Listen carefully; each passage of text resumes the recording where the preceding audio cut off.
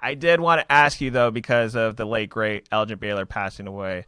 He was a part of the Clippers organization just as much as he was a part of the Lakers organization. Can you talk briefly about the impact that Elgin Baylor had in the game?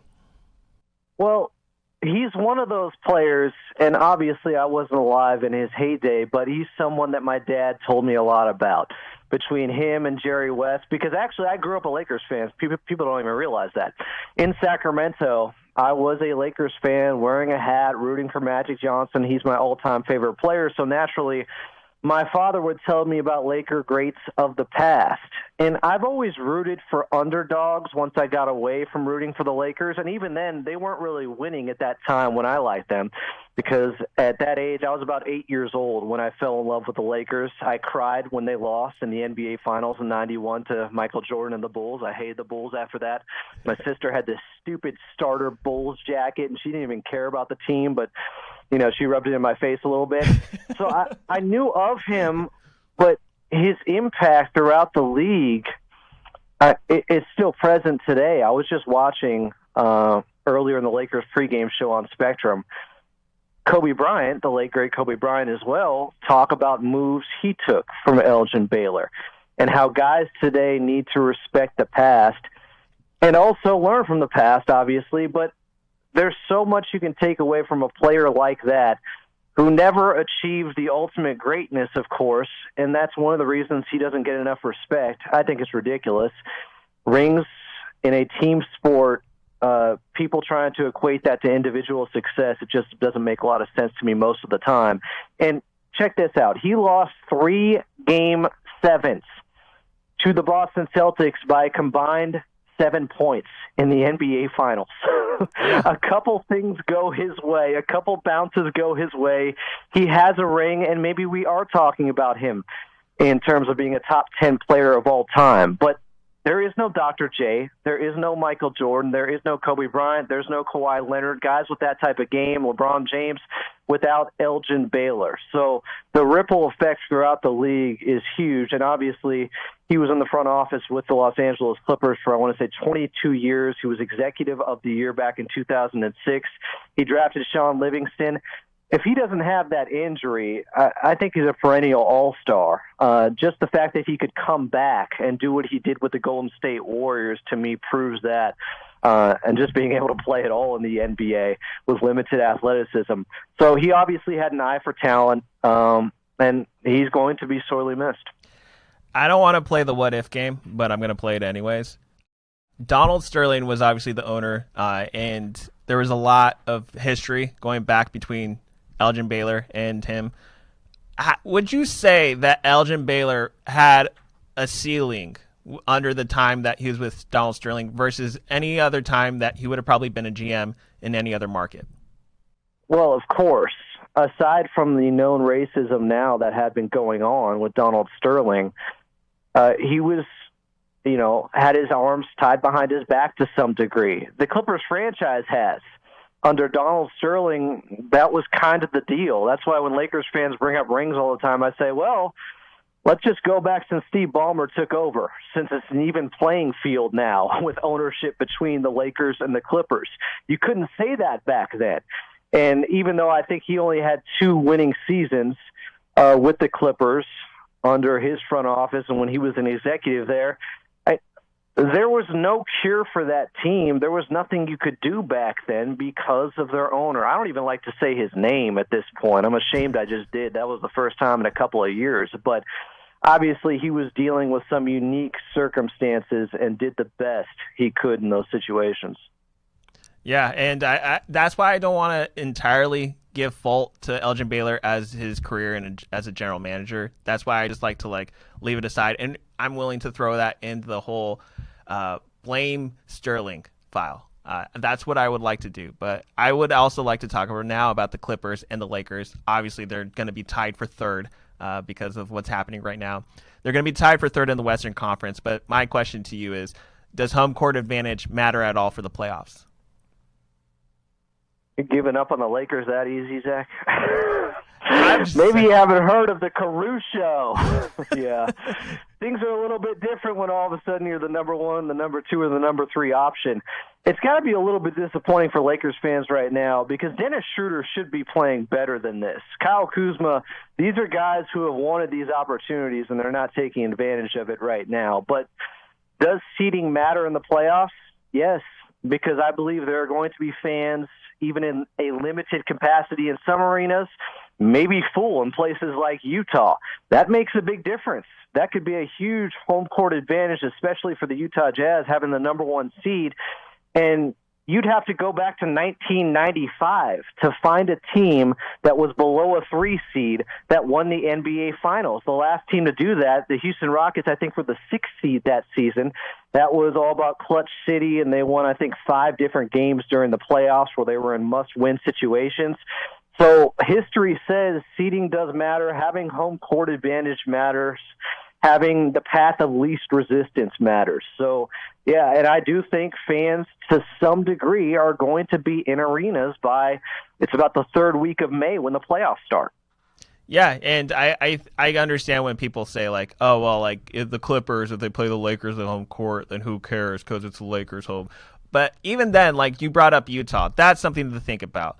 If Phoenix gets fans that are, like, full capacity because they're allowing fans now to some capacity, that'll be scary. Denver, like, there are these other teams in the Western Conference, and it's a loaded Western Conference, that if they get more, like, even to full capacity, that's going to be a nightmare considering that both the Lakers and the Clippers played a considerable amount of games with limited capacity.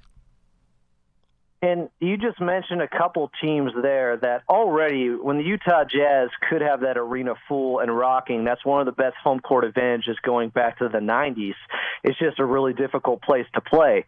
Phoenix, when they had those good teams with D'Antoni, that was a tough place to win. So they have a rowdy, ravenous fan base that is looking forward to this. And if only 2 of the top 5 teams in the West can have fans in the arena at full capacity, that's a different level of home court advantage than we've actually ever seen before. And even going back to what you were talking about at Staples Center with the Clippers and Lakers, well, even if, and this is likely, that even on Clippers home games there's more Lakers fans there, there's still going to be less Lakers fans there than if it was a Lakers home game. So it still matters. And I do think fans provide energy. Guys say it all the time, but it's just not the same right now. It wasn't the same in the bubble. There were weird, fluky things that happened there because I think there weren't crowds. And the same thing could happen to a different degree if certain teams can have full capacity or limited capacity and certain teams can't. That could swing a series. Yep, we're on the phone right now with Adam Auslund. He's of the Clippers Radio Network. You can follow him on Twitter at follow Adam A. That again is follow Adam A. So speaking of just fluky like behaviors, Paul George. I just want to talk about this real quick. Because Paul George, again, like ever since you and I were talking about it the other night, about ever since his ankle injury, he's been inconsistent with his shooting form. What do you think it also can contribute to? Because obviously your ankle, yeah, it might hinder your shooting shot, but like, is there anything else that's developing that we might not know about? With PG-13, he could just be in a shooting funk, and it happens to coincide with coming back from that ankle injury. But as you mentioned, we talked about this. He had that great game where he had 8 or 9 3-pointers in Cleveland and then got hurt. And he's a rhythm shooter type of guy. And when you have so many guys who are in and out of the lineup right now, and Patrick Beverley has missed a handful of games, Serge Ibaka has missed the last 4 games, just having that rhythm and continuity on the court and knowing who's going to be across from you also matters. But I do think it could affect his shot, too, because when you're getting up for those jumpers from the outside, he takes 8 3-pointers per game. He's still shooting 44% from 3. I know you don't like it, but I call him the 6'9" Steph Curry, and it stands.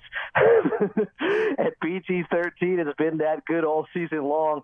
I'm hoping this is just something he works himself out of. I think it is. Every shooter goes through this during a long season. But he's done other things to help the team. He was a good playmaker the other night in their 22-point comeback against the Atlanta Hawks, who were the hottest team in the NBA, even when he and Kawhi and the rest of the starters got benched midway through the third quarter. And even though I think PG-13 went 3 of 12 or something like that from the field, when he came back in the fourth and they put that game away, he was making assists. That's part of the adjustment under T. Lue this season. He's kind of assumed some of that Scottie Pippen handling the ball responsibilities as they have ran some triangle out there. So he's turned into much more of a facilitator. He's much more than just a scorer. He's had more in his plate offensively. So even if his shot isn't there, he's still a great defender. He still finds other ways to contribute offensively too. And even though not like I'm pretty sure Reggie Jackson, Lou Williams, and Batum are the only Zubac. I'm sorry. So Zubac is technically the only player that has played every game right now for the Clippers this season. But Kawhi Leonard, considering his attendance and the label that has been labeled with the Clippers, such as load management, and he being the face of that, Kawhi Leonard has showed up for 36 of those games, which is a good percentage. You have been someone early on since the beginning of the season that has also talked about Kawhi Leonard in the MVP discussion. Do you think he should be not just nominated? Do you think he actually has serious contention to become the MVP for this season? Well, first of all, the face of load management should still go back to LeBron James or the San Antonio Spurs. They were the pioneers of this. And I've found it laughable at times that LeBron has now gone about and said, well, if I'm healthy, I'm playing. That's just how it is. And then all of a sudden he wasn't playing for an ankle injury against the Sacramento Kings. And hopefully he is back soon for the Lakers' sake and for the rest of the NBA. I want to see LeBron James out there. I posted the other night the video of him punching the chair because I thought it was significant on Twitter because it talked about the seriousness of it. Because I've never seen him like that. I've never seen him react like that. Players next to him talked about the yell he had when he went down from that injury. I still feel like he's superhuman. He'll be back in 2 to 4 weeks is my guess. But in going back to the MVP conversation, to me, it matters where you're at in the standings. Earlier in the season, or about a month ago, when the Clippers were number 1 or number 2 in the West, right behind the Utah Jazz, look, nobody outside of Russell Westbrook has won the MVP going back to 1980. That was lower than a 3 seed. Westbrook did it as a 6 seed just because he was doing something historic. Little did we know he was just poaching rebounds here and there, but that's another conversation. But he averaged a triple-double. First guy to do it since Big O back in 2017. So he could be a 6 seed by doing something historic statistically and still win the MVP. Everybody else, it's pretty much best guy, best team. It's clockwork. So everyone's saying there's no defined criteria for how you vote for the MVP. Well, that's pretty much how it's been since 1980. Best player on the best team has won 90% of the time. And if Kawhi Leonard and the Clippers can work their way up the standings, and they have a big homestand coming up where they're in L.A. for 17 days straight, and I think it's going to be pivotal and could be season-changing. If they work their way past the Lakers and past the Suns, who have stayed hot and are right there with the Utah Jazz, and a lot of people, and I don't think it's fair either, aren't talking enough about Donovan Mitchell for MVP, but Kawhi Leonard does have a bigger name. He should be talked about more. He has been putting up crazy numbers. His advanced stats are as high as anyone's, but it matters where you are in the standings at the end of the season to me.